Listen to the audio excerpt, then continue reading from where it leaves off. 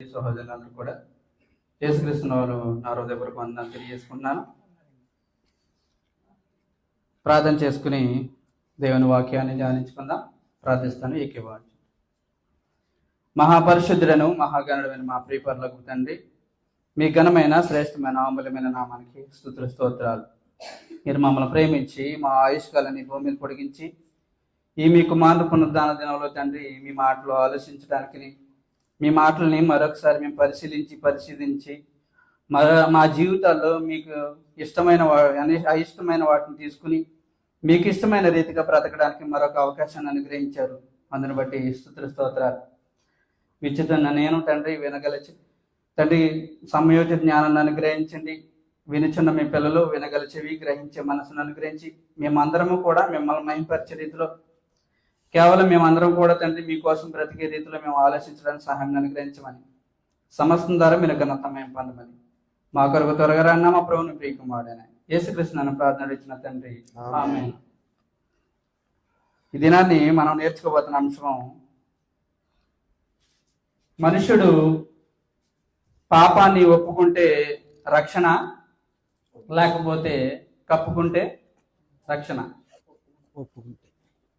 గత 2 వారాలు కూడా సహోదరు విక్టర్ గారు బాప్తిసం ఎందుకు పొందాలి, బాప్తిసం పొందితే ఆ లక్షణాలు, అంటే బాప్తిసం పొందడం వల్ల ఉపయోగం ఏంటనేది ఆయన తెలియజేశారు మనకి. అవును కదా, విన్నారు కదా అందరూ? మర్చిపోరికిన బాప్తిసం ఎందుకు పొందాలో, దానివల్ల ప్రయోజనాలు ఏంటి, పొందకపోతే నష్టాలు ఏంటి అన్నీ కూడా మనకి తెలియజేయబడ్డాయి గత 2 వారాలు. క్రైస్తవులుగా ఉన్న మనము బాప్తిసం పొందితే రక్షణ ఏంటో, లేకపోతే బాప్తిసం పొందకపోతే నష్టం ఏంటో తెలుసుకున్నాం. కానీ మనకంటే ముందు ఒక జనాంగం ఉందిగా, దానికంటే ముందు ఒక జనాంగం ఉందిగా. తెలుసా ఎవరో? చెప్పండి. ఎవరు లేరా? అంటే మనకంటే ముందు ఇశ్రాయేలీలు ఉన్నారు, వారికంటే ముందు ఆదాము కాలం నుంచి ఉంది. ఆదాము కాలం ఒక జనాంగం, ఇశ్రాయేలీలు వచ్చే వరకు ఇశ్రాయేలీలు మళ్ళీ ఒక జనాంగం, ఇశ్రాయేలీల తర్వాత నేడు క్రైస్తవులు. అంటే ఒక్కొక్క జనాంగం ఒక్కొక్క తరంలో దేవుడు ఏ విధంగా వారితో మాట్లాడాడు రక్షణ గురించి. అంటే భూమి మీదకి వచ్చిన వాళ్ళు తిరిగి మరలా దేవుని దగ్గరికి వెళ్ళాలంటే ఏదో ఒక మార్గం కావాలిగా. అవునా కదా? సైలెంట్గా ఉన్నారు అందరూ. అవునా కాదు? ఎక్కడికి వెళ్ళకుండా మార్గం తెలియకుండా మీరు ఎలా వెళ్తారు? ఇప్పుడైతే లొకేషన్లు ఉన్నాయి, అప్పుడు లొకేషన్లు లేవు మరి. అంతే కదా? అయితే మనకంటే ముందు మనం క్రైస్తవులు ఉన్న మనం బాప్తిసం పొందే లక్షణాలు ఏంటో, మనం నష్టాలు ఏంటో, సంతోషాలు ఏంటో కనుక్కున్నాం. కానీ మనకంటే ముందు ఒక జనాంగం ఉంది ఇశ్రాయేలీ, దానికంటే ముందు ఒక జనాంగం ఉంది ఆదాము కాలం నుంచి ఉన్నవాడు. అయితే వాళ్ళు పాపాన్ని ఒప్పుకుంటే రక్షణ కలిగిన వారు ఎవరు? పాపాన్ని కప్పుకుని దేవుని శాపాన్ని కొని తెచ్చుకున్న వారు ఎవరు? నేడున్న క్రైస్తవులు కూడా అదే ప్రభావం వచ్చింది. పాత నిబంధన కాలంలో ఎలా ఉందో ఇప్పుడు కూడా సమాజం అలాగే బ్రతుకుతుంది. కొత్తగా నూతనంగా బ్రతికేస్తున్నాం, మనకి ఏదో క్రీస్తు వచ్చాడు రక్షణ దొరికిందని కాదు. క్రీస్తు రాకముందు కూడా వాళ్ళు చేసిన తప్పుదలు ఉన్నాయి. ఒకసారి చూద్దాం చదవబడిన లేఖనాలని. ఆదికాండము 3వ అధ్యాయము 8వ వచనం నుంచి. ఇక్కడ ఉన్న సందర్భం అంతా మీకు తెలుసు. దేవుడు భూమి మీద తనని మహింపరచడం కోసం, తనని కేవలం తన పని కోసమే మనుషుని ఏం చేశాడు? సృష్టించుకున్నాడు. సృష్టించుకున్న తర్వాత ఆదాము హవ్వలను చేసి కేవలం మీరు నా పనిలోనే ఉండండి అని వాళ్ళని ఆశీర్వదించాడా లేదా? చూద్దాం, చదువుదాం ఒకసారి 8వ వచనం దగ్గర నుంచి. చల్లపూటను ఆదాము అతని భార్యయు తోటలో సంచరించుచున్న దేవుడైన యెహోవా స్వరం విని, దేవుడైన యెహోవా ఎదుటికి రాకుండా తోట చెట్ల మధ్యను దాగుకొనగా. అంటే ఆల్రెడీ వాక్యపట్నం చదివారు కాబట్టి నేను క్లుప్తంగానే చెప్తాను, ఎందుకంటే టైం లేదు మనకి. ముందు మనం రాకముందు టైం తినేసాం, ఇప్పుడు టైం లేదు. అంటే దేవుడైన యెహోవాకి పిల్లలుగా బ్రతుకుతున్న వారు దేవుడైన యెహోవా స్వరం విని దాక్కునే పరిస్థితి వచ్చింది. ఎందుకని అంటే దేవుడైన యెహోవా స్వరం విని. చూడండి ఒకసారి. చల్లపూటను ఆదామును అతని భార్యయు తోటలో సంచరించుతున్న దేవుడైన యెహోవా స్వరం విని, దేవుడైన యెహోవా ఎదుటికి రాకుండా తోట చెట్ల మధ్యన దాక్కుకొనగా. అంటే ఏదో జరిగింది. ఎప్పుడు కూడా దేవుడు వచ్చే సమయానికి ఆదాము హవ్వలు ఎదురు చూసేవారు. ఆయన వస్తున్నాడు, ఆయన ఈ దినాన్ని చేసిన పని లేకపోతే ఆయన చెప్పిన పని మనం వినాలి చెయ్యాలి అని ఆయనతో మమేకమై ఉండిపోయారు. ప్రతిదినం దేవుడు వస్తూ ఉంటే వాళ్ళు వచ్చి వాళ్ళతో కలిసి మాట్లాడుకునేవారు. మధ్యలో ఏదో జరిగింది. మధ్యలో ఏదో జరగటం వల్ల ఆదాము అవ్వలు ఏమైపోరు, దాక్కోవడానికి పరిస్థితికి వెళ్ళిపోరు. దాక్కునే సిచ్యువేషన్ వచ్చిందంటే ఏదో జరిగింది, చాలా ప్రమాదకరమైన జరిగింది. ఈరోజు దేవుని సన్నిధికి దేవుని దగ్గరికి రాలేకపోతున్నాం అంటే ఏదో ఒక బలహీనత అడ్డపెడుతుంది మనుషుల్ని. అలనాడు ఆదాముని అదే అర్థం పెట్టింది. అదే విధంగా దేవుని దగ్గరికి రాలేకపోయాడు కాబట్టి అదే ప్రభావం ఇప్పుడు కూడా మనుషుల దగ్గరికి ఉంది. మీరు గమనించడం లేదు, తండ్రులు చేస్తే పిల్లల దగ్గరికి రాదనుకోవద్దు. తండ్రులు ఏదైతే చేస్తారో పిల్లల మీద కూడా అదే వెళ్తుంది. ఆ ప్రభావం మీకు అర్థం కాదేమో. చాలా విషయాలు చూడండి, తండ్రి ఎలా ఉంటాడో కుమారుడు కూడా అదే కాదు. ఇక్కడ దేవుని ఎదుటికి రాకుండా వారంట దేవుడైన యెహోవా స్వరం విని వారు రాకుండా తోట చెట్ల మధ్యన దాగుకొనగా దేవుడైన యెహోవా ఆదాముని పిలిచి నీవు ఎక్కడున్నావనెను. అందుకతడు నేను తోటలో నీ స్వరం వినినప్పుడు దిగంబరిగా ఉంటుంది కాబట్టి నీ ఎదుటికి నేను రాలేకపోతున్నా. దిగంబరిగా ఉంటుంది కాబట్టి నేను దాక్కుని నీ దగ్గరికి రాలేకపోతున్నాను. అంటే దిగంబరిగా ముందు లేడా? ఉన్నాడు. దిగంబరిగా ముందు లేడు అనుకుంటారే మీరు. అప్పటి వరకు ఏం బట్టలు వేసుకోలేదు, లేకపోతే ఇంకో రకమైనది ఏమీ లేదు అక్కడ. కానీ దిగంబరి అని ఎలా తెలిసింది? దిగంబరిగా ముందు లేడా? దిగంబరిగా ముందు దేవుని ఎదుట సంచరించట్లేదా? దేవుని ఎదుట తిరగట్లేదా? దేవుని ఎదుట దేవుడు అప్పగించిన పనినంతా కూడా చేయట్లేదా? ఏం జరిగింది మరి? ఎందుకని ఎదుటికి రాలేకపోతున్నాడు? ఏంటి అంత పిరికితనం వచ్చేసింది ఆదాముకి? ఎవరో లేరుగా ఇంకక్కడ, ఆదామేగా. దేవుని దగ్గరికి వచ్చి దేవుడితో సహవాసం కలిగి ఉన్నవాడు సడన్ గా దూరం అయిపోయి తేట చెట్ల మధ్యలో వెనక దాక్కుంటున్నాడంటే ఏం జరిగింది అక్కడ? ముందు దిగంబరిగా ఉన్నట్టు ఒకసారి పైకి చూడండి, ఒకసారి 24 25 వచ్చిన చూడండి. అప్పుడు ఆదామును అతని భార్య వారిద్దరూ దిగంబరులుగా ఉండి అయితే వారు సిగ్గు ఎరగగా అంటారు. అంటే ఆల్రెడీ ముందు దిగంబరులుగా ఉన్నారు, దిగంబరులుగా లేరని అనుకోదు. దిగంబరులుగా ఉన్నారు కానీ వాళ్ళకి సిగ్గు అనేది తెలీదు. అంటే వాళ్ళకి మనోనేత్రాలు వెలిగింపబడి దేవునితో సహవాసం కలిగి ఉన్నారు. సడన్ గా ఏమైందంటే వాళ్ళకి శరీర సంబంధమైన పరిస్థితి వచ్చింది. దేవుడైన ఎదుటికి వచ్చిన వాళ్ళు దిగంబరిగా ఉన్నాము అనేది దాక్కునే పరిస్థితి వచ్చిందంటే వారి జీవితాలు ఏం జరిగింది కిందకి చెప్తున్నారు చూడండి. అందుకు ఆయన నీవు దిగంబరి అని నీకు తెలిపిన వాడెవడు? నేను కేవలం నిన్ను అవ్వని కదా తయారు చేస్తా. ఆదాం అవ్వలే కదా అప్పుడు వంట. వారిద్దరి మధ్యకి ఇంకెవరు వచ్చారు? ఎవరు రాలేగా. అంటే నీకు దిగంబరి అని చెప్పిన వాడు ఎవరు? నువ్వు దిగంబరిగా ఉన్నావని, నువ్వు నేను దేహము అంటే మట్టితో తయారు చేయబడ్డ నాకు శరీరం ఉందని, నేను శరీర సంబంధిని నీకు ఎలా తెలిపిన వాడెవడు? అలా తెలిపిన వాడెవడని ప్రశ్న వేస్తున్నాడు ఆయన. నువ్వు దిగంబరు అని నీకు తెలిపిన వాడెవడు? నీవు తినకూడదని నేను నీకు ఆజ్ఞాపించిన వృక్ష ఫలమును తింటివా ప్రశ్న వేశాడు. ఇప్పుడు అసలు ఆదాముని అవ్వను తయారు చేసుకోవడంలోనే దేవుడు ఒక ప్రణాళిక కలిగి వారిరువురు కూడా భూమి మీద ఫలించి అభివృద్ధి పొంది భూమిని ఏం చేయాలి? నిందించాలి. అవునా? అంటే భూమిని మీద ఫలించి వారు భూమిని నిందించాలని దేవుడు ఆశీర్వదించేసే వాళ్ళని ఏం చేశాడు? భూమి మీద ఆశీర్వదించాడు లేదా చెప్పండి. అంటే వాళ్ళకి వివాహం జరిగే టయానికి వాళ్ళకి ఏమైందంటే వారి ఫ్యూచర్లో అంటే మీరు ఎలా ఉండాలి భూమి మీద, మీకు ఏమేమి అక్కర్లు కలిగి ఉన్నాయి అన్ని కూడా దేవుడు ఇచ్చేశాడు. మీరు గమనించారో లేదో? ఒకసారి 1వ అధ్యాయం 28 వచ్చిన చూడండి. ఆదాముని అవ్వని తయారు చేసిన తర్వాత వారి ఇరువురు ఏం చేయాలనేది కూడా దేవుడు వారి జీవితాల్లో మెనూ ఇచ్చేసాడు. అంతే, మీరు ఈ విధంగా బ్రతకండి. దేవుడిని వారిని ఆశీర్వదించి ఎట్లనగా దేవుడు వారిని ఆశీర్వదించాను. ఎప్పుడైతే వారి ఇరువురిని ఏకం చేశాడో, వారి ఇరువురిని భూమి మీద పెట్టాడో, వారి ఇరువురిని కూడా ఏం చేశాడంటే ఆశీర్వదించేశాడు.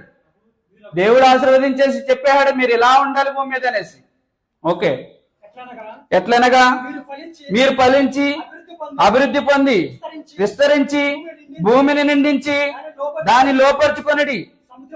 ఇవన్నీ కూడా ఏం చేయాలంట? మీరంట వారిని ఆశీర్వదించిన ఎట్లనగా మీరిరువురు కూడా ఫలించి అభివృద్ధి పొంది విస్తరించి భూమిని నిండించి దానిని లోపరుచుకొనిడి. సముద్రపు చేపలను ఆకాశ పక్షులను భూమి మీద ప్రాకు ప్రతి జీవుని ఏలుడని వాళ్ళిరువురికి ఏం చేశాడు? ఆజ్ఞ ఇచ్చేశాడు, పని అప్పగించేశాడు. ఈ పనిలో ఉన్న వాళ్ళ దగ్గరికి ఎవరు వచ్చాడు? ఇప్పుడు పనికి మాలిన వాడు ఒకడు వచ్చాడు. అర్థమవుతుందా? ఎప్పుడైనా బాగా నిష్టగా పనిలో ఉండిపోయి వాళ్ళు పనులు చేసుకున్న వాళ్ళు ఎవరో ఒకరు వస్తారు, ఎంటర్ అవుతూ ఉంటారు. ఏం చేస్తారు? ఆ చేసే పనిని కూడా చేయనివ్వరు, వారి జీవితాలకు అర్థం లేకుండా చేసేస్తారు. ఆదాము దగ్గరికి అదే వచ్చింది. ఇప్పుడు ఆదాముని తయారు చేసి ఆదాము పనిలో చాలా నిమగ్నమై ఉన్నాడు. భూమి మీద ఉన్న వాటికి అన్నిటికీ పేర్లు పెడుతున్నాడు. భూమి మీద ఉన్న వాటిని అన్నింటినీ కూడా ఏ విధంగా సెపరేట్ చేయాలో దేవుడు ఏదైతే చెప్పాడో అవన్నీ కూడా చేసుకుంటూ వెళ్తున్నాడు ఆదాము. అలాంటి టైంలో సాటి అయిన సహాయం అవసరమని అవ్వని తీసుకొచ్చాడు ఆయన దగ్గరికి. అవునా కదా? ఇవంతా కూడా మీరు విన్నారుగా. ఆదాము దగ్గరికి ఆదాముకి ఏం కాదు ఇప్పుడు? సాటి అయిన సహాయం అంటే ఆయన చేస్తున్న పనికి సపోర్టర్. అవునా కదా? ఆయన పని చేస్తున్న పనికి సపోర్టర్ కావాలి. సపోర్ట్ ఎందుకంటే పనిని ఇంకా ముందుకి చేయడానికి. ఆ సపోర్టర్ని తీసుకొచ్చి పెట్టిన తర్వాత వాళ్ళిరువురు కూడా పని చేస్తూ ఉన్నారు. వాళ్ళిరువురిని కూడా మీరు ఏ విధంగా పని చేయాలి ఆయన ఆశీర్వదించేసి మీరు వెళ్ళండి, మీరు ఫలించి అభివృద్ధి పొందండి, భూమిని నిండించండి. నిండించండి అన్న తర్వాత వారిని ఆశీర్వదించి మీరన్నీ కూడా లోపరుచుకోవచ్చు. అన్నిటినీ కూడా మీరు లోపరుచుకుని మీరు ఏం చేయాలంటే భూమి మీద కేవలం నన్ను మహింపరచడానికి మీరు ఉన్నారని వారిని ఆశీర్వదించి పంపించాడు. పంపించిన వాళ్ళు పని చేస్తున్న వారు ఏమయ్యారంటే సడన్ గా వారి జీవితంలో ఏదో జరిగి దేవునికి దూరం అయిపోతున్నారు. ఎందుకు దూరం అయిపోతున్నారు? దేవునితో సహవాసం కలిగి ఉన్నవాడు, దేవునితో సహవాసం కలిగి ఉన్న వాళ్ళు వారికి ఏమైందంటే సడన్ గా ఏదో జరిగి దేవునికి దూరం అయిపోతుంటే దేవుడు అడుగుతున్నాడు, ఏం జరిగింది నీకు? నిన్నటిదాకా కూడా నాతో సహవాసం కలిగి ఉన్నావు కదా, నిన్నటిదాకా కూడా నా సన్నిధికి వచ్చావు, నా సన్నిధికి వచ్చి నీ అక్కర్లేంటో నీకు కావాల్సినవి ఏంటో అవన్నీ కూడా మన ఇద్దరము మాట్లాడుకున్నాం, పని జరిగిస్తున్నాం. అలాంటి టైంలో నీకేం జరిగింది అసలు అని అడుగుతూ నువ్వు దిగంబరు అని తెలిపిన వాడు. రండి అక్కడికి మళ్ళీ. దేవుడైన యెహోవా 11వ వచనం. అందుకైనా నీవు దిగంబరు అని నీకు తెలిపిన వాడెవడు? నీవు తినకూడదని నేను నీకు ఆజ్ఞాపించిన వృక్ష ఫలములు అంటే పని అప్పగించాడు, కానీ పనికి కూడా ఒక పరీక్ష పెట్టాడు. నువ్వు నాతో సహవాసం కలిగి ఉన్నావు, కానీ నాతో సహవాసం కలిగి ఉన్నప్పుడే నీకు ఏమవుతుందంటే లోకం అనేది ఉంది, దానితో నువ్వు మమేకం అయిపోకు. నాతో సహవాసం కలిగి ఉంటున్నానని చెప్పి మళ్ళీ నువ్వు లోకంలో కలిసిపోకు. లోకంలో భక్తిహీనులు ఉంటారు, లోకంలో అపవాద సంబంధులు ఉంటారని ఆయనకి హెచ్చరిక అనేది ఒక పరీక్ష ఇచ్చాడు. ఆ పరీక్షలు ఏమయ్యాడంటే ఆయన ఓడిపోలేదు. ఓడిపోవటానికి కారణం కూడా వేరే వాళ్ళు ఉన్నారు. ఆదాము ఓడిపోలేదు. ఆదాము తప్పు చేయడానికి ముందుకు అడిగేలేదు. ఆదాముకి ఏదైతే సాటి అయిన సహాయం ఉందో ఆమె ప్రమాదకరమైపోయింది. చూద్దాం ఒకసారి. నీవు తినకూడదని నేను నీకు ఆజ్ఞాపించిన వృక్ష ఫలము తింటువా అని అడిగాను. అందుకు ఆదాము నాతో నీవు ఉండుటకు ఏంటి? పెళ్లి చేయక ముందు చాలా బాగుండేవాడిని నేను. ఆదాం చెప్తున్న మాట అదే. పెళ్ళి ఏదో నేను బాగుపడతానేమో అని పెళ్లి చేశారు పెద్దలు, కానీ అక్కడ జరిగింది ఏంటి? మీరు పెళ్లి చేసిన తర్వాతే పాడైపోయాను నేను. అంతేనా? అంటే మనం మాట్లాడుకున్న మాటలు చెప్తున్నాం. చూడండి అక్కడ సరే. అప్పుడు ఆదాము ఏమన్నాడు? అందుకు ఆదాము నాతో నువ్వు ఉండుటకు నీవు నాకు ఇచ్చిన ఈ స్త్రీయే ప్రమాదకరం అయిపోయింది నాకు. ఇప్పుడు నేను పెళ్లి కాకముందు చక్కగా ఒంటరిగా ఉన్నప్పుడు నేను పని చేసుకునేవాడిని. నువ్వు ఏదైతే చెప్పావో ఆ పనిలో నేను నిమగ్నం అయిపోయింది, కేవలం నిన్ను మహింపరిచే రీతిలో నేను ప్రతి పని చేశాను. కానీ నువ్వు ఎప్పుడైతే వివాహ బంధం ఏర్పరిచావో అప్పుడు నాకేమైంది ఏమో, అవలేకపోతే ఇంకో రకంగా భూమిని నిండించేవాడేమో, తెలీదుగా. అంతేనా? చాలామంది మనం అదే కదా చెప్పేది. ఇప్పుడు అంటే ఒక భర్త భార్య ఉంటే ప్రమాదకరమా, లేకపోతే వారి ఇరువురిని దేవుడు ఏం చేశాడు? వివాహంలో దీవించాడా లేదా? వారి ఇరువురిని కూడా దేవుడు దీవించాడు. మీరేం చేయాలో అని దీవించాడు. కానీ వీరిద్దరికి మధ్యలో ఎవరు వచ్చారు? ఇప్పుడు భర్తకి భార్యకి మధ్యలో ఎవరు రావాలి? ఎవరిని ఎంటర్ చేయాలి? ఎవరిని ఎంటర్ చేశారు వీళ్ళు? అంటే ఇంగ్లీష్లో చెప్తున్నాను కాదు, వాళ్ళు మధ్యలోకి వచ్చిన వ్యక్తి ఎవరు? చూద్దాం ఒకసారి. అందుకు ఆదాము, నాతో నీ ఉండుటకు నీవు నాకు ఇచ్చిన ఈ స్త్రీయే ఆ వృక్ష ఫలములు కొన్ని నాకు ఇయ్యగా నేను తింటినెను. ఒకవేళ ఆదాము అవ్వ తెచ్చిన ఫలముని ఆదాము అవ్వని అడుగుంటే ఎక్కడి నుంచి తెచ్చావు? ఇది ఎవరిచ్చారు నీకు? నువ్వు ఎక్కడి నుంచి తెచ్చావు? అసలు ఇది తినొచ్చా తినకూడదా? ఒక ఫలం తినకూడదని దేవుడు ఆజ్ఞ ఇచ్చాడు కదా, ఆ ఫలం కింద తెచ్చేసావా ఏంటి అని అడగలక్కర్లేదా? చూడండి ఒకసారి. అంటే మనం ఎలా ఉంటుందంటే, నా భార్య కదా, నా భార్యకు నా క్షేమం కొరకే ఇస్తుంది కదా, నా ఆరోగ్యం కొరకే కదా, ఏమో కష్టపడుతున్నానని చెప్పేసి ఏం తీసుకొచ్చింది? యాపిల్ పండు తీసుకొచ్చింది అంతే. ఇంకా అక్కడ ఏం ఆలోచించలేదు. ఇంకా అప్పుడు ఆయన అడగాలి కదా, ఆదాం అడగాలి కదా, నువ్వు ఎక్కడి నుంచి తీసుకొచ్చావు? ఇది నీకు ఎవరు ఇచ్చారు? మనం తినకూడదు ఫలం ఏమన్నా తెచ్చావుకి నా ఏంటి అని అడగాల భర్త. మరి భర్త ఏం చేస్తున్నాడు? ఇప్పుడు భార్య గారికి అవకాశం ఇచ్చాడు, ఏదైతే సాడి అయ్యే సహాయం. ఎందుకంటే అప్పటి వరకు భార్య మీద అపనమ్మకం లేదు. ఎందుకు? ఇద్దరు కలిసి పనిచేస్తున్నారు కాబట్టి. ఇద్దరు కలిసి పనిచేస్తున్నప్పుడు ఏమవుతుంది? అపనమ్మకం అనేది రాదు కదా, అనుమానం వస్తుందా? రాదు. ఎందుకంటే ఒకరినొకరు అర్థం చేసుకుని మనసులు కలిసిపోయి అక్కడ ఏయో వచ్చేస్తూ ఉంటాయి.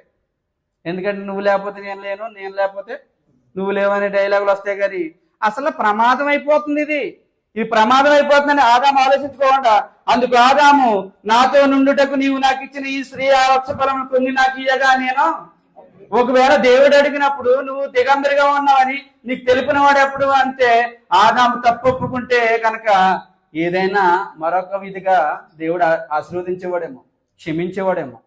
అవునా? దేవుడు క్షమించేవాడేమో. ఒకవేళ నా భార్య పక్కన పెట్టి చేశాను, తప్పిదం నేను చేశాను అని దేవుడి దగ్గర ఒప్పుకుంటే దేవుడు మరొక విధంగా ఆలోచించేవాడేమో. అవునా? ఇప్పుడు అవ్వ మీదకి ఎందుకు ఆయన నెట్టేస్తున్నాడు తప్పిదాన్ని? చూడండి, ఇప్పుడు చాలా మంది గల్ఫ్ దేశాలు వస్తాం కదా, భార్య భర్త ఇక్కడ ఉంటే భార్య గారు వెళ్ళాడు కానీ చేసుకున్నాడు కానండి, నాకు ఫోను చేయట్లేదు, డబ్బులు పంపించట్లేదు, సంవత్సరం అయిపోయింది, ఓ ఫోన్ కాంటాక్ట్ ఉండదు, ఒక డబ్బులు మాత్రం ఎలా బ్రతకమంటారు? చేసుకున్నా కానీ నా జీవితం ఇలా అయిపోయింది. ఇలాగా ఎవరో పక్కింటామె ఎంటర్ అవుతుంది. నీకు తెలీదా మీ ఆయన గురించి? నీకు పెళ్లి కాకముందు ఏమయ్యాడు ఆయన? ఊరంతా తిరిగేశాడు. ఇప్పుడు పెళ్ళి అయిన తర్వాత ఏమైనా మారిపోయాడు అనుకుంటున్నావా? అంటే నేను చెప్తున్నాను, భార్య భర్తల మధ్యలోకి ఎవరైతే ఎంటర్ అవుతారో వాళ్ళందరూ కూడా అపవాది సంబంధులు. మంచి చెప్తారని నమ్ముకోవద్దు మీరు. భర్తకి ఏదైనా సమస్య ఉంటే భార్యకి చెప్పుకోవాలి, భార్యకి ఏదైనా సమస్య ఉంటే వారి ఇరువురు కూడా ఆలోచించుకోవాలి. వేరే వాళ్ళు ఎందుకు ఎంటర్ అవుతారు భార్య భర్తల మధ్యకి? భార్య భర్తల మధ్యకి ఎంటర్ అయ్యి ఏదేమైనా సరే మీరిద్దరు కలిసి బ్రతకండి, లేకపోతే మీ పిల్లలు అనాథలు అయిపోతారని చెప్పి కూడా ఉన్నారు ఈ రోజుల్లో. లేరు. భార్య ఇబ్బంది అయితే ఆమెకు వచ్చి అంటారు, నీ బాడు వల్ల ఉపయోగం లేదు కానీ ఆయన తీసేసి ఇంకొకరిని, లేదంటే ఆయన నిలివేసి పిల్లల్ని పెంచుకుంటూ ఉండి అదే బ్రతుకంటారు. అంతేనా? కలిపిదామని ఆలోచన ఉండదు. మరి పెళ్లి చేసేటప్పుడు ఏం చెప్తారు? దేవుడు జతపరిచిన వారిని ఏ మనుషుడు విన్నారా లేదా? అందరి పెళ్ళిళ్ళే ఇంకా పెళ్ళిళ్ళు కాలేని ఉన్నారు. దేవుడు జతపరిచిన వారిని అంటే ఏ మనుషుడు వేరుపరచకూడదు. ఇప్పుడైతే మనుషులు, అప్పుడైతే మాత్రం జంతువులే వివేకం కలిగిన పామే ఎంటర్ అయ్యి వేరుపరిచేసింది. చదువుదా కిందకి. ఆదామేమన్నాడు అక్కడ? అందుకు ఆదాము, నాతో నువ్వు ఉండటకు నీవు నాకు ఇచ్చిన ఈ స్త్రీ ప్రమాదకరం అయిపోయింది. నాకు నేను చాలా చక్కగా పని చేసుకునేవాడిని కానీ ఈ పనిలో ఆటంకంగా తయారైంది కాబట్టి ఈమెను తీసుకొట్టడం వల్ల నేను తప్పు చేశాను. ఒకవేళ ఆమెను ఇవ్వకుండా ఉంటే నేను తప్పు చేయకపోదును. అంతేనే కదా? దేవుడి దగ్గర అదే కదా చెప్తున్నాడు. ఆదాము చెప్పే మాటలు ఎలా ఉన్నాయి? ఒకవేళ ఈ స్త్రీని కనుక నాకు ఇవ్వకపోతే నేను తప్పు చేయకపోదునేమో, తప్పు చెయ్యను అసలు 100% అంటున్నాడు. ఇప్పుడు భార్య భర్తలు కూడా అదే, ఈమె నా జీవితంలోకి వచ్చిన కానీ నా జీవితం నాశనం అయిపోయింది అంటాడు. ఈయన ఎప్పుడైతే చేసుకున్నానో నా జీవితం నాశనం అయిపోయింది అంటాడు. మరి దేవుడు జతపరిచారని ఎన్నో లేఖనాలు తీసి పాస్టర్ గారు పెళ్లి చేశారు చాలా ప్రయాసపడి. ఆ పిల్ల అంతా అయిపోయినట్ట చెప్పండి. అది కూడా కొంతకాలంలో కాదు, పిల్లలు పుట్టేసి పిల్లల కాలేజీలకు వెళ్ళిపోతాయండి, పెళ్ళిళ్ళు అయిపోతున్నప్పుడు కొత్త ఈ ప్రమాదాలన్నీ ముందు రావు, వస్తాయా? ఆదిలో ఆదాంకి వాళ్ళు కూడా కొంతకాలం బ్రతికిన తర్వాతే వచ్చిన ఈ సమస్య. ఆదిలో ఆదాము కూడా, ఆదాం ఏమన్నాడంటే నీవు నాకు ఇవ్వడం వల్ల ఈ ప్రమాదం, ఈ తప్పిదం నేను చేశాను. అప్పుడు స్త్రీ దగ్గరికి వెళ్ళేటండి ఆయన, తినకూడదని నీవు నాకు ఆజ్ఞాపించిన వృక్ష ఫలం తింటివా అని అడిగాను, అందుకు ఆదాము నాతో నీవు ఉండడం ఈ స్త్రీ వల్లనే నేను ఈ తప్పిదం చేశాను కానీ నేను కాదు అన్నాడు. ఎవరో?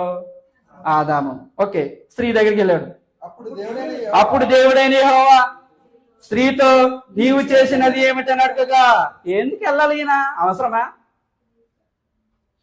ఇప్పుడు స్త్రీ దగ్గరికి ఎందుకు వెళ్ళాలి? నేనేం చెప్పాను నీకు? నువ్వు ప్రతిదాన్ని ఏలాలి, నీకు దగ్గరికి తీసుకొచ్చిన అవ్వను కూడా నువ్వు ఏలాలి. కేవలం నీ మాట మీదే ఆమె నడవాలి. నియమం మారిపోయింది, అవునా కదా? ఇప్పుడు స్త్రీ వచ్చి, భార్య వచ్చి భర్తకు చెప్తే భర్తని ఇది తప్పో రైటో తెలుసుకోకుండా తప్పిదంలో పడిపోవటం ఏంటి? ఎందుకు పడిపోవాలి అలాగా? ఆలోచించు. ఎందుకంటే హోమ్ మినిస్టర్ గారు ఒప్పుకోవాలండి. హోమ్ మినిస్టర్ గారు ఒప్పుకోకపోతే నేనేం చేయలేనని అంటారు. ఎంతమంది లేరు అనుకుంటారు? అలాగా బోళ్ళు మంది ఉన్నారు. హోమ్ మినిస్టర్ గారు ఒప్పుకోవాలంట. హోమ్ మినిస్టర్ గారు ఒప్పుకునేది ఏంటి? స్త్రీకి శిరస్సు ఎవరు? పురుషుడు. పురుషుడికి శిరస్సు క్రీస్తు. క్రీస్తుకి శిరస్సు తండ్రి. ఇది నియమం. ఎప్పుడైతే నువ్వు హోమ్ మినిస్టర్ గారి మాట, హోమ్ మినిస్టర్ గారి ఫాలోలు నువ్వు ఆ మార్గం నడుతావో వెంటనే రివర్స్ అయిపోతుంది. అది రివర్స్ అయిపోతే వెంటనే నువ్వు చేసిన తప్పిదం నీ పిల్లల మీదకి వెళ్తుంది. చూద్దాం, టైం అవుతుంది. ఆయన ఏమన్నాడంటే, అప్పుడు దేవుడైన యెహోవా స్త్రీతో నీవు చేసినది ఏమినట్టు అడగగా, స్త్రీ సర్పము నన్ను మోసపుచ్చినందున నేను తింటేనేను, అందుకు దేవుడైన యెహోవా మళ్ళీ సర్పం దగ్గరికి వెళ్ళాడు. ఎవరైనా ఒకరు తప్పిదాన్ని ఒప్పుకుంటే అక్కడితో కట్ అయిపోతా లేదా? జరిగిపోయింది, ఏదో జరిగిపోయింది, దేవుడా ఎలాంటి తప్పిదం నా జీవితంలో జరగకుండా చూడతాను, ఇక మళ్ళీ జరగదు, ఈసారి క్షమించే అన్నాడు అనుకో దావీదులాగా. అవును, దావీదులాగా క్షమించానంటే దావీదు సింహాసనం, దావీదు ఏదైతే ఉన్నాడో సింహాసనం నిలబెట్టడలే దేవుడు సొలొమోను ద్వారా. ఇప్పుడు ఆదాము గారు చేసిన తప్పిదాన్ని ఒప్పుకోకటం మానేసి మళ్ళీ అవ్వగారి మీదకి నెట్టాడు. దేవుడు అవ్వగారి మీదకి వెళ్తే అవ్వగారు ఏమన్నారు? సర్పం దగ్గరికి వెళ్ళారు. ఇప్పుడు ఎలా ఉందంటే, ఇంటి యజమానుని అడిగితే యజమానుడు ఒప్పుకోకపోతే ఇంట్లో యజమానురాలు ఉందండి, ఆమెను మాట్లాడి చూడండి, ఆమెను ఓకే అంటే నేను ఓకే అన్నాడు. ఇప్పుడు ఎవరు? ఆదాము గారు. వీళ్ళు ఇరువురు కాదు, పక్కింటి ఆమె ఉంది, ఆమెతో మాట్లాడినారు. ఇప్పుడు మళ్ళీ ఎవరు? సర్పం. బాగా అర్థం చేసుకోండి, మీకు బాగా అర్థమైంది. పక్కింటి ఆయన ఎందుకంటానంటే, వాళ్ళు మీ జీవితంలోకి ఎంటర్ అయ్యారు కాబట్టి మన బ్రతుకులు ఎలా ఉన్నాయి.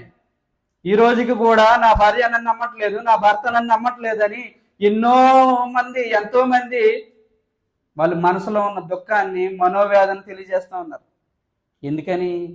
ఎవరో ఎంటర్ అయ్యారు, ఏదో ఇన్ని వేలు ఇన్ని లక్షలు పంపించేస్తుంది అనుకుంటే నువ్వు అక్కడ ఏమన్నా ఈ పని చేసేస్తే వచ్చేస్తాయి అనుకుంటున్నావా? ఏమో ఎలా ఉంది అక్కడ పరిస్థితి నీకు తెలుసా? అపవాదిగాడు కూడా అన్నాడు, మీకు తెలుసా ఇది తింటే మీ మనోనేత్రాలు తెరవబడతాయని, మీరు దేవతల వల్ల అయిపోతారు, ఆయనతో సమానం అయిపోతారని. ఏం చేసింది? అవనే మోసపుచ్చింది. ఆదాం మోసపరచలేదు, ముందు ఆదాం దగ్గరికి వచ్చింది సర్పం. మీరు చదివారో లేదో, ఉన్నాయి రెఫరెన్స్లు. అపవాది ఆదాం దగ్గరికి వచ్చి అడిగింది, నువ్వు తిను, నీ మనోనేత్రాలు తెరవబడతాయి, నువ్వు కూడా దేవునితో సమానం ఉంటా అంటే, నో, నాకు ఒక ఆజ్ఞ ఇచ్చాడు దేవుడు, అది మాత్రమే. ధైర్యంగా ఉన్నాడు, తెలుసుకున్న దాన్ని బట్టి ధైర్యంగా నిలబడి ఉన్నాడు, నేను ఏదేమైనా సరే దేవుని కోసం బ్రతుకుతానని. కానీ అమ్మగారు ఎప్పుడు ఎందుకు అలా ఎంటర్ చేయాలి? మనం పక్కింటి ఆమె ఎందుకు ఎంటర్ అవ్వాలి? నీ బాధ ఏదో, నీ ఆలోచన ఏదో నీ భర్తకి తెలియజేసుకుంటే ఒకరోజు కాకపోతే ఒకరోజు అని అర్థం చేసుకుంటాడేమో. ట్రై చేయొచ్చుగా, లేదా నీ భార్య నువ్వు ట్రై చేయొచ్చుగా. నా మాట వింటలేదండి, అన్ని సమకూర్చి పెట్టానండి, ఇప్పుడు ఆమె నా మాట వినడం లేదని. భర్తలు కూడా మాట వినడం లేదంటే అక్కడ మీ మధ్యలో ఎవరు లేరంటే దేవుడే లేడు, దేవుని వాక్కు లేదు. దేవుని వాక్కు లేకపోవడం వల్ల దేవుడు ఏమయ్యాడంటే, దేవోక్తి లేని ఎడల మనుషులు కట్టు లేక తిరుగుతారంట. అంటే కట్టడనేది ఉండదు. చూద్దాం అక్కడ కిందకి. దేవుడైన యెహోవా స్త్రీతో నీవు చేసినది ఏమిటని అడుగుగా, స్త్రీ సర్పం నన్ను మోసపుచ్చినని తింటున్నాను, అందుకు దేవుడైన యెహోవా సర్పంతో నీవు దీన్ని చేసినందుకు అన్నిట్లో అంటే శపనకారాలు అనేది. ఇప్పుడు వాళ్ళు ఆశీర్వదించిన వాళ్ళు, ఆశీర్వదింపబడిన వాళ్ళు శాపాన్ని కొని తెచ్చుకోవడం ఏంటి? మీకు అర్థమవుతుందా? ఒక నియమ నిబంధన అనేది దేవుడు ఏర్పాటు చేసి మేము ఈ విధంగా భూమి మీద ఉండండి అని ఆయన చెప్తే ఆశీర్వాదానికి బదులు ఏం చేశారు? ఎలా? ఎందుకని? తప్పును ఒప్పుకుంటే ఆశీర్వాదం, తప్పుని కప్పుకుంటే శాపం. ఇక్కడ మీకు అర్థమవుతుందా? ఇప్పుడు ఆదాముని ఏం చేశాడు చూడండి ఒకసారి, 17వ వచనం. ఆయన ఆదాముతో, నీవు నీ భార్య మాట విని నేను నీకు తినొద్దన్నా నేను నీకు ఆజ్ఞాపించిన వాటిని నువ్వేం చేసావు? తినేసావు. కాబట్టి నీకు ఆశీర్వాదానికి బదులుగా ఒకవేళ నువ్వు ఒప్పుకుని ఉంటే నువ్వు అన్నది, నువ్వు చెప్పింది నేను తప్పిదం చేశాను, నీ మాట నేను తిరస్కరించి నేను తప్పిదం చేశాను కాబట్టి ఈ తప్పు మళ్ళీ ఎప్పుడు జరగదని అనుకుంటే మళ్ళీ అవ్వ దగ్గరికి వెళ్ళవలసిన పరిస్థితి లేదు. ఆయన వెళ్తాడా? ఆయన వాళ్ళ దగ్గరికి వెళ్ళి అడగవలసిన పరిస్థితి ఏంటి? నా భార్య ఏదో అనేసి దానివల్ల నా తప్పిదం జరిగిపోయింది, ఇలాంటి తప్పు నాకు జీవితంలో జరగదని అనుకుంటే భార్య దగ్గరికి వెళ్ళవలసిన అవసరం లేదు దేవుడికి. కేవలం ఆదాము దగ్గర అది కట్ అయిపోను, క్షమాపణ అనేది దొరుకును. చూద్దాం. ఆయన ఆదాముతో, నీవు నీ భార్య మాట విని తినవద్దని నేను నీకు ఆజ్ఞాపించిన వృక్ష ఫలం తింటూ కనుక నీ నిమిత్తం నేల శపింపబడి ఉన్నది, ప్రయాసంతో నీవు బ్రతుకు తినవల నీవు దాని పంటకు తిందు, అది ముండ్ల తుప్పలను గచ్చ పొదలను నీకు మొలిపించును, పొలములోని పంటకు తిందు, నువ్వు మట్టి నుంచి వచ్చావు కాబట్టి తిరిగి మరలా. అప్పుడు వరకు మట్టిలో ఉన్నావు, మట్టి నుంచి వచ్చావు, ఏం తెలియదు ఆయనకి. తెలుసా? ఎవరికి? మీకు బాగా అర్థం అవ్వాల్సిన విషయం ఏంటంటే దేవుడితో ఆదాము బాగా మమేకమైపోయి ఉన్నాడు. ఆదాముకి సాటి అయిన సహాయం అవసరం అన్నప్పుడు దేవుడు గాఢ నిద్ర కలిగి చేసి అంట పక్కటెముకలో ఒక ఎముకని తీసి స్త్రీనిగా నిర్మించాడు. అవునా? ఎప్పుడైతే స్త్రీ దగ్గర అవ్వని పురుషుని దగ్గరికి తీసుకొస్తాడో నా ఎముకల్లో తీయబడిన ఎముక నారి అనబడుతున్నాడు. అంటే ఆయన గాఢ నిద్ర కలిగి చేసి ఆయనలో తీసిన ఎముక గురించి ఎలా తెలుసు ఆదాంకి? చదివారు ఎప్పుడన్నా? అంటే గాఢ నిద్ర కలిగి చేసి కోమాలోకి వెళ్ళిపోయినాడు. నువ్వేం చేస్తున్నావు అని చెప్తే చెప్పు, తెలుస్తుందా? తెలీదు. కానీ దేవుని ఆలోచనలన్నీ కూడా ఆదాం ఎరుగున్నాడు. అప్పటికే ఎలా జరగాలి ఏంటని వాళ్ళ ఆశీర్వదించినప్పటికే వాళ్ళన్నీ కూడా తెలుసుకుని ఉన్నాడు. కానీ కేవలం ఒక తప్పు ఒప్పుకుని ఉంటే ఆదాముతో అది కట్ అయిపోయింది. ఇక్కడ అదిగా చెప్తాను. చూద్దాం. 18వ వచనం. అది ముండ్ల తుప్పలను గచ్చి మొదలను బలిపించును, పొలంలోని పంట తిందువు, నువ్వు నేలకు తిరిగి చేరే వరకు నేను ఒక చెమట కాచి ఆహారం తిందువు, ఎలా అనగా నువ్వు మట్టి నుంచి వచ్చావు కాబట్టి తిరిగి మరలా మన్నైపోతావు. అలాగే సర్పాన్ని కూడా అదే విధంగా శపించాడు, అలాగే స్త్రీని కూడా. ఎందుకంటే మీకు టైం లేదు కాబట్టి ఒక వచ్చినాను చదివించట్లేదండి. ఆదాము చేసిన తప్పిదాన్ని ఆదాము ఒప్పుకుని ఉంటే ఆ ప్రభావం స్త్రీ మీదకి కానీ, స్త్రీ ఒప్పుకుని ఉంటే ప్రకృతి మీదకి కానీ రాదు. ఇప్పుడు వీళ్ళు చేసిన తప్పిదాన్ని ఏమైంది? వాళ్ళతో పాటు వాళ్ళ కుటుంబాలు అలాగే అదే తప్పిదాన్ని కొనసాగించారు, ఆ ప్రభావం. అవునా? మన కరోనా వచ్చిన టైంలో ఎవరికైనా ఒక కరోనా వచ్చింది పాజిటివ్ అని తెలిస్తే ఆ ఏరియా రెడ్ జోన్ చేస్తారు. ఎందుకంటే అది అలాగలా వెళ్ళిపోతుంది. ఇదంతే, పాపం కూడా అంతే. మనం చదువుకున్నాం కదా రోమపత్రిక 5:12. ఆదాము పోలిన పాపం ఏంటంట? మనుషులందరి మీద చదివించారు కదా, మర్చిపోరా? ఆ వారం ఏంటి, ఈ వారమేనా? వద్దులేండి, తీకి టైం లేదు కాబట్టి చెప్తున్నాను. అంటే ఆదాము చేసిన తప్పిదం అంట ఇంకా ప్రమాదంగానే ఉన్నది. ఒకసారి యోబు గ్రంథం చూడండి, 31వ అధ్యాయం 33వ వచనం. టైం లేదు, నేను చదువుతాను. యోబు గ్రంథం 31వ అధ్యాయం 33వ వచనం. ఆదాము చేసినట్లు నా దోషమును దాచిపెట్టుకొనలేదు నేను. ఎవరు అన్నారు? యోబుగా అన్నారు. ఆదాము చేసినట్టంట నా దోషాలు, నేను తప్పిదములను దాచిపెట్టుకోలేదు. ఆయన దాచిపెట్టుకున్నాడు కాబట్టి అదే ప్రమాదం ఇప్పుడు ఏమైందంటే ప్రజల మీదకి నెక్స్ట్ జనరేషన్ అలాగే వెళ్ళిపోతా ఉంది. ఆదామును కడుపును పుట్టిన కుమారులు కూడా ఏమయ్యారో చూడండి ఒకసారి 4వ అధ్యాయం ఆదికాండం 4వ అధ్యాయము. ఎందుకంటే ఆదాము ఒకవేళ తప్పు ఒప్పుకుని ఉంటే అక్కడ దేవుడు ఆశీర్వదించి వాళ్ళు ఎలా ఫలించాలో ఎలా అభివృద్ధి పొందాలో అవన్నీ కూడా దేవుడు తెలియజేసేవాడు. 4వ అధ్యాయము 9వ వచనం. ఇక్కడ ఆదాము కడుపును పుట్టిన కుమారులు ఎవరు? కయ్యేను హేబేలు. కయ్యేను హేబేలు ఏం చేశారు? అర్పణలో కొంత అర్పణ దేవునికి తీసుకొచ్చారు. అదే నెక్స్ట్ జనరేషన్ అంటున్నాను. ఇదే ఆదాము జనరేషన్ అయిపోయింది. ఆదాము తర్వాత కుమారులు జనరేషన్ ఎలా ఉంది ఇప్పుడు? వాళ్ళు కూడా తప్పప్పుకుని ఇలా ఉన్నారు అనుకుంటున్నారా? లేదు. ఎందుకంటే తండ్రి ఎలా ఉంటే తనయుడు కూడా అలాగే ఉంటాడు. డాడీ గారు ఏదో 3 అంశాలు తెచ్చుకుని ఇంటికాడ తాగాడని చెప్పేసి ఆయన వద్దులే డాడీ గారు ఎలా ఫాలో అవటం అలా ఫాలో అవటం. ఇప్పుడు డైరెక్ట్ షాప్ కాడికి వెళ్ళిపోతున్నాడు. ఎందుకని? ఎవడు అడిగి వెళ్ళాడుగా. మీ నాన్నే ఇలా ఉంటే నువ్వు ఇలా ఉంటే ఎవరు అడిగితారు చెప్పండి? తాగుడు విషయంలో చెప్తున్నాను. ఎందుకంటే మన ఇంటికాడ అలాగా పాడైపోయారు. ఏది కావాలో ఏది ఇవ్వాలో కూడా ఇప్పుడు తల్లిదండ్రులకు తెలియలేదు. ఇంకా అన్నీ కూడా అయిపోయి నా కొడుకు ఏమైపోతాడు ఏంటో పోనేమండి, ఏమవడం. దేవునికి వ్యతిరేకంగా బ్రతికి వాళ్ళు ఎవరైనా సరే బ్రతికి వేస్ట్, అది వృధా. చూడండి ఇక్కడ జరిగిన దాంట్లో ఏంటంటే అర్పణం తీసుకొచ్చాడు, హేబేలు అర్పణ అర్పించాడు. కయ్యేను అర్పణ దేవుడు అంగీకరించలేదు. 9వ వచనం. యెహోవా నీ తమ్ముడని హేబేలు ఎక్కడున్నాడని ఆదాముని ఎలాగైతే అడిగాడో ఆ కాలంలో దేవుడు డైరెక్ట్ గా వచ్చేవాడు. డైరెక్ట్ గా సూటిగా వచ్చి తప్పు చేసినట్టు దగ్గరికి వచ్చి నువ్వు తప్పు చేసావా బాబు అన్నాడు. వాళ్ళు ఏమన్నారు? లేదు నాయన మేము చేయలేదు, నాకు అసలు తెలీదు. ఆదాము కూడా ఎలా అన్నాడో సేమ్ యాజ్ ఇట్ ఈజ్ గా కయ్యేను అంటున్నాడు. ఆదాము దగ్గరికి ఎలా అయితే దేవుడు వచ్చాడో కయ్యేను దగ్గరికి కూడా దేవుడు వచ్చాడు. యెహోవా నీ తమ్ముడని హేబేలు ఎక్కడ ఉన్నాడని కయ్యేను అన్నాడు కదా. అతడు నేను ఎరుగాను. ఎవరైనా మా తమ్ముడు అంటే ఎవరు అంటే దేవుణ్ణి అడుగుతుంది. దేవునితో అంటున్నాడు మా తమ్ముడు ఎవరు నేను ఎరుగను, నా తమ్మునికి నేను కావాలి వాడనా నేను. అప్పుడు ఆయన నీవు చేసిన పని ఏమిటి? నువ్వు చేసిందంతా కూడా నాకు రికార్డ్ అయి ఉంది. నువ్వేం చేస్తున్నావో, నువ్వు దుబాయ్లో ఎలా తిరుగుతున్నావో, విదేశాల్లో ఎలా తిరుగుతున్నావు, నా దగ్గర వీడియోలు ఉన్నాయి, ఆడియోలు ఉన్నాయి. మరి నీ తప్పులు ఒప్పుకోకపోతే అంటే ఆధారాలు అంటున్నాను. ఆధారాలు ఉండిపోయే దేవుని దగ్గర. దేవునికి తెలియదా ఏంటి? ఒకవేళ ఆయన చెప్పచ్చు కదా, నా దాన్ని అంగీకరించలేదు కాబట్టి నా తమ్ముడి మీద నాకు ద్వేషం పుట్టింది, అందుకే నా తమ్ముడిని చంపేశానని అంటే మరోలా ఉండునేమో. అందుకే తప్పు నొప్పుకుంటే రక్షణ ఉంటుందా, కప్పుకుంటే రక్షణ ఉందా అనేసి చెప్తాను. చూడండి. అప్పుడు ఆయన నీవు చేసిన పని ఏమిటి? నీ తమ్ముని రక్తం యొక్క స్వరము నేలలో నుండి నాకు మొరపెట్టుచున్నది, కావున నీ తమ్ముని రక్తము నీ చేతి నుండి పుచ్చుకొనుటకు నోరు తెరిచిన ఈ నేల మీద ఉండకుండా నీవు శపింపబడదు. నేలను శపించేశాడు. ఆదాము చేసిన తప్పిదాన్ని బట్టి నేలను ఏం చేశాడు? శపించేశాడు.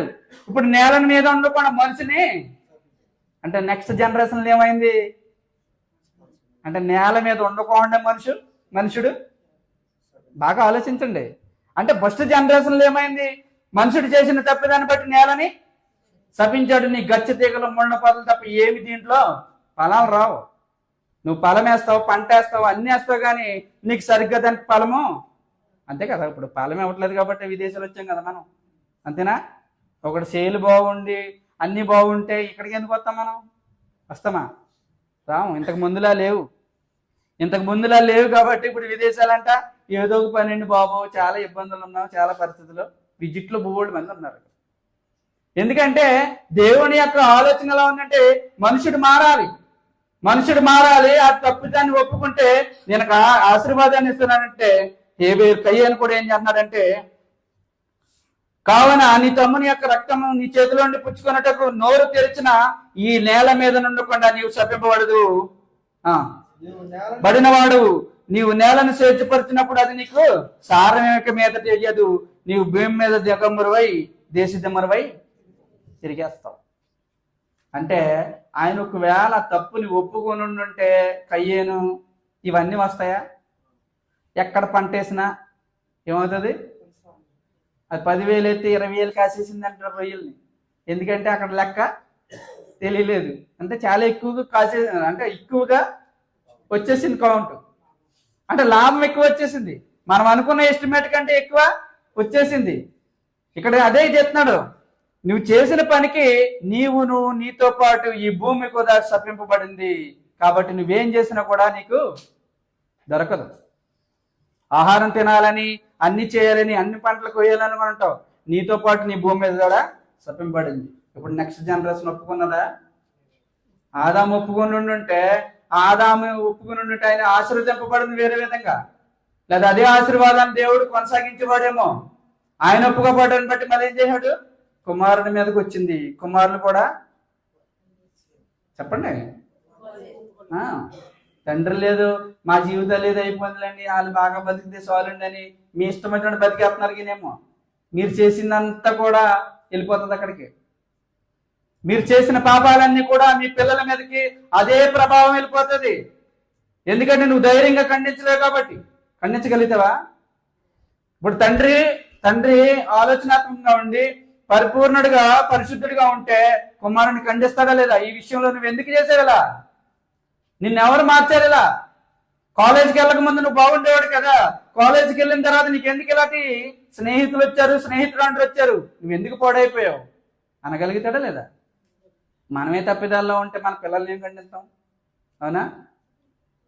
కయ్యని హేబేలే కాదు, కయ్యని హేబేలే కాదు, తర్వాత జనరేషన్ కూడా అలాగే ఉంది. నావో జలప్రళయంలో ఎలా ఉంది పరిస్థితి? ఒప్పుకునే వాళ్ళు ఉన్నారా? మీరు పాపలుగా ఉన్నారు, నేను ఈ భూమిని అంతా కూడా ఒక దీనాన్ని నాశనం చేయబోతున్నానంటే ఎవరు ఒప్పుకున్నారు? అక్కడ ఒప్పుకున్నారా? కప్పుకున్న వాళ్ళందరూ కూడా నీ జలప్రళయంలో వెళ్ళిపోయారు. కప్పుకున్న వాళ్ళందరూ కూడా జలప్రళయం వెళ్ళిపోయి జలప్రళయంలో కొట్టుకుపోయారు. కేవలం నావో కుటుంబం మాత్రమే రక్షింపబడింది. అవునా కదా? కేవలం నావో కుటుంబం మాత్రమే రక్షింపబడింది. మిగతా భూమి మీద ఉన్నంత జనాంగం అంతా కూడా వెళ్ళిపోయారు. మొత్తం అందరూ కూడా నీటిలోనే కొట్టుకుపోయారు.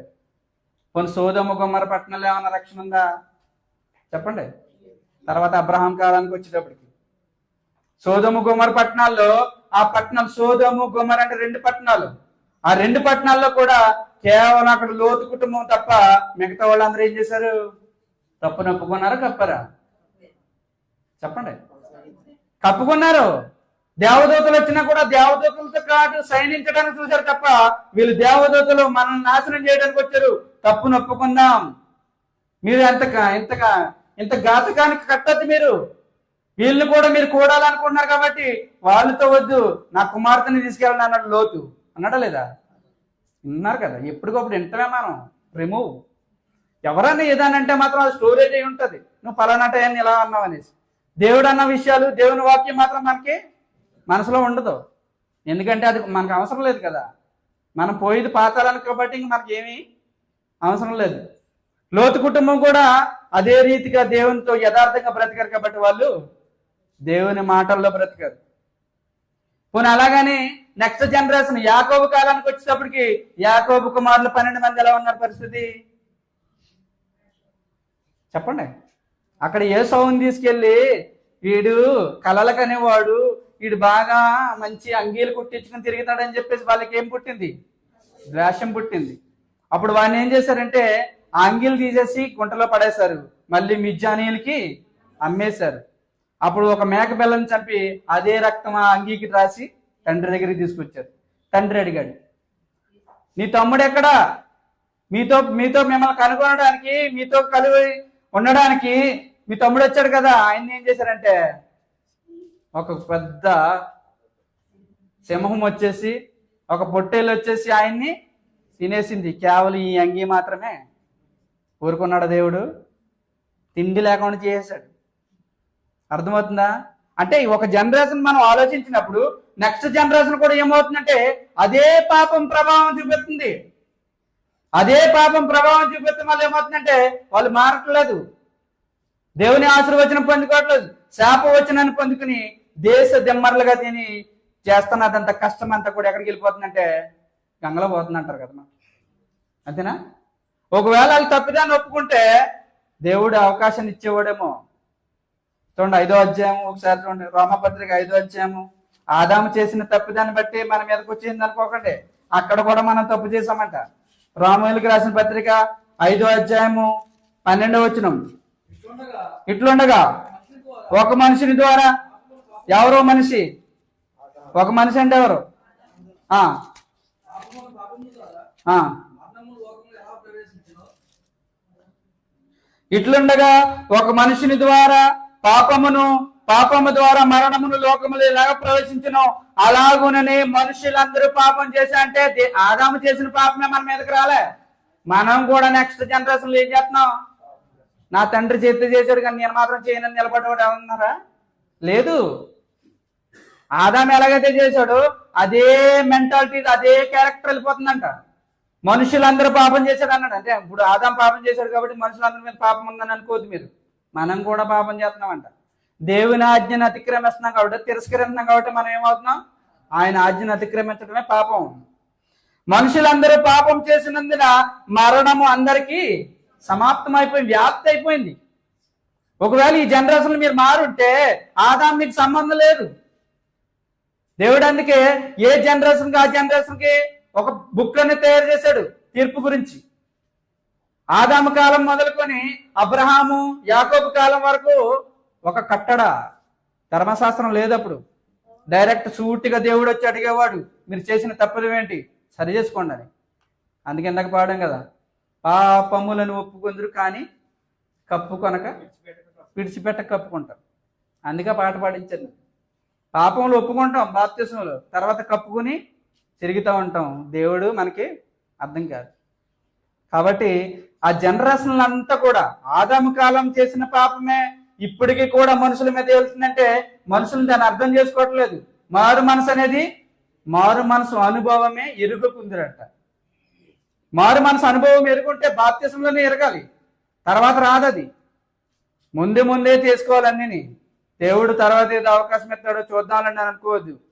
ఎప్పుడు ఎవరిని ఎలా తీసేస్తాడో తెలీదు. నిన్నటి వరకు బాగానే ఉన్నాడండి, ఇవాళ లేడు. ఎందుకు లేడు? ఎక్స్పైరీ డేట్ కాబట్టి అయిపోయింది ఆయన టైం. కాబట్టి సమయం మనకు లేదు కాబట్టి ఆల్రెడీ ఇప్పటికీ చాలా సమయం అయిపోయింది. ఆదాము మొదలుకొని ఆదాము చేసిన తప్పిదము తన జనరేషన్ తర్వాత తన పిల్లల తర్వాత మరొక జనరేషన్ తర్వాత అదే జనరేషన్ అలా ఫాలో అయిపోవచ్చు. క్రీస్తు వచ్చేంత వరకు కూడా అదే రాకముందే. అయితే తర్వాత ఇశ్రాయేలీలు కూడా తప్పును ఒప్పుకున్నారా, కప్పుకున్నారా? ఇశ్రాయేలీలకి ధర్మశాస్త్రం ఇచ్చాడుగా. అప్పుడైతే ఎవరు చెప్పేవారు లేదు, దేవుడు వచ్చి అడిగేవాడు అనుకున్నాం. తర్వాత ఇశ్రాయేలీలకి ధర్మశాస్త్రం ఇచ్చాడు. మరి ధర్మశాస్త్రంలో ఉన్న వాళ్ళు ఏ విధంగా ఒప్పుకున్నారు పాపాన్ని? ధర్మశాస్త్రంలో ఉన్న వాళ్ళకి వారు ఆజ్ఞ ఇవ్వబడింది కదా, ఆజ్ఞ ఇవ్వబడిన వాళ్ళు ఒప్పుకున్నారా లేదా కప్పుకున్నారా? ప్రభు చిత్తం అయితే వచ్చే వారిని చూద్దాం, ప్రార్థన చేసుకుందాం. ప్రార్థిస్తాను ఎక్కివాంచి. పరలోకమందున మా తండ్రి, మీ ఘనమైన శ్రేష్టమైన అమూల్యమైన నామానికి స్తుతులు స్తోత్రాలు. తండ్రి, ఇప్పటి వరకు మీ లేఖనాలను పరిశోధించాం. అలనాడు తండ్రి ఆదాము చేసిన తప్పిదాన్ని ఒకవేళ ఆయన ఒప్పుకొని ఉంటే నెక్స్ట్ జనరేషన్ ఏ విధంగా ఉండేది అనేది మాకు మీ ఆలోచనాత్మకంగా మీరు తీసే తీర్పును బట్టి ఉంటుందని మేము గమనించగలుగుతాం తండ్రి. అలాగనే తండ్రి వారి కుమారులు అనేక మంది ఇదే పాపాన్ని నివృత్తి చేస్తూ అనేక మంది తండ్రి మీకు కాకుండా దూరస్తులైపోయి అపవాద సంబంధులుగా మారే పరిస్థితి అయిపోయింది. అనేక విషయాలు గమనించి ఉన్నాం, ధర్మశాస్త్రం వరకు గమనించుకున్నాం తండ్రి. ఈ మాటలో ఉన్న భావాన్ని బట్టి మేమందరం కూడా మా జీవితాలు కూడా ఎలా ఉన్నామని మేము పరీక్షించుకోవడానికి మీ చిత్తమైతే మీ కుమారుడు రాకడ ఆలస్యమైతే వచ్చేవారం తండ్రి. అలనాడు ఇశ్రాయేలీలు ఏ విధంగా బ్రతికారు, ఏ విధంగా వారి జీవితాలని ధర్మశాస్త్రాన్ని బట్టి వారు పరిశుద్ధపరచబడ్డారో లేకపోతే అపవిత్రపరచబడి మీరు చూపిస్తున్న ప్రేమను కూడా వాళ్ళు తృణీకరించరు, మేము నేర్చుకోవడానికి అవకాశం ఇమ్మని విన్న మీ పిల్లలందరూ కూడా ఆ మాటలో ఉన్న భావాన్ని బట్టి మీకోసం ఫలించే భాగ్యాన్ని అనుగ్రహించండి. మా కొరకు త్వరగా రానా మా ప్రభువును ప్రియకుమారుడని యేసుక్రీస్తు ప్రార్థన ఇచ్చిన తండ్రి.